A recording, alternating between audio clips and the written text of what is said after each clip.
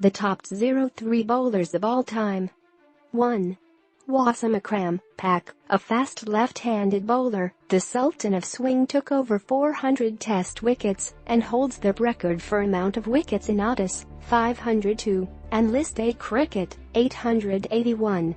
An average of 23.62 in Test matches from 104 appearances is an impressive one.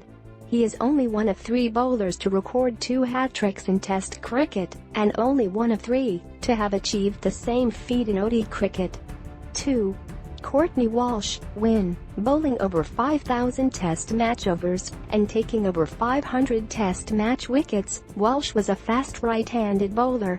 His partnership with Curtly Ambrose was one of the most feared in cricket throughout the 90s, carrying on the reputation left behind by previous West Indies fast bowlers. 3. Glenn McGrath, Aus. McGrath was a key reason for Australia's domination of cricket since the mid-90s. His 563 Test wickets is the most any fast bowler has ever got, and 4th in the all-time list. He has also taken more World Cup wickets than any other player. His average of 21.64 from 124 tests is one of the best you will find on this star-studded list.